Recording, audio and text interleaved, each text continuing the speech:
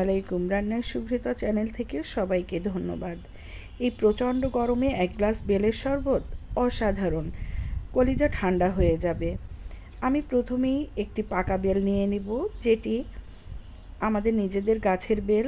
আমি বেলটি প্রথমে ফাটিয়ে নিয়েছি, এরপরে বাটিতে পুরো বেলটি চামচ দিয়ে উঠিয়ে নিয়েছি, নিয়ে এর মধ্যে সামান্য পরিমাণে পানি দিয়েছি এবং আমি হাতে একটি গ্লোভস পরে নিয়েছি। গ্লোভসটা পরার কারণ হচ্ছে, আপনি যখন এই বেলটি হাতে চটকাবেন তখন অবশ্যই বেলের গন্ধটাও একটা বিশ্রী গন্ধ আসবে এবং এটা কিন্তু আপনি সংরক্ষণ করে খেতে পারবেন না। এই জন্য আপনি অবশ্যই হাতে গ্লোভস পরে নেবেন। এছাড়াও অনেকের হাতের খাবার খেতে পছন্দ করে না। আপনি যখন গ্লোভস পরবেন তখন পুরো খাবারটিই কিন্তু আপনার একেবারেই বিশুদ্ধ হয়ে গেল এবং খাবারের উপযোগী হয়ে গেল। এরপরে আমি ভালোভাবে চটকে যে আঁশগুলো আছে বা বিচিগুলো আছে সেগুলো আমি এক এক করে সব তুলে নেব।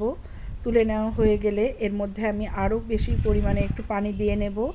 পানি দিলে দেখবেন যে এই বেলের গা থেকে সমস্ত আঁশ এবং বিচিগুলো ছেড়ে দিয়েছে।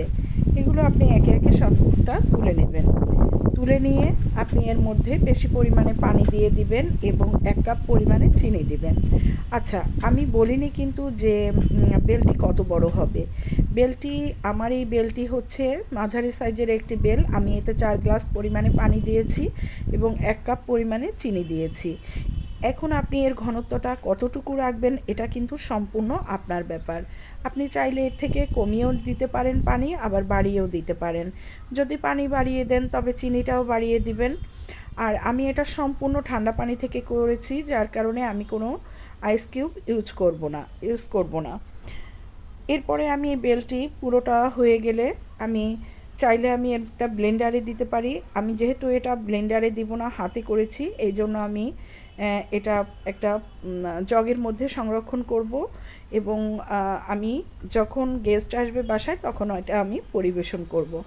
আচ্ছা, বেলে কিন্তু অনেক পরিমাণে ভিটামিন থাকে, যেটা আমাদের শরীরের জন্য খুবই উপযোগী। যেমন পটাশিয়াম থাকে, যেটা একটি ভালো উৎস, হৃদরোগের জন্য খুবই গুরুত্বপূর্ণ। রক্তচাপ নিয়ন্ত্রণ করে এবং কোষ্ঠকাঠিন্য দূর করে।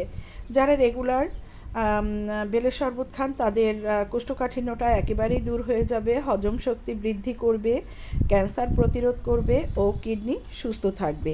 আশা করি বাড়িতে আপনারা সবাই বেল প্রতিদিন খাবেন। এই গরমে সারা বছরের তুলনায় গরমে বেলটা বেশি পাওয়া যায়, এই জন্য আমরা এই গরমে বেলটি রেগুলার খাবো এবং শরীরকে সুস্থ রাখবো।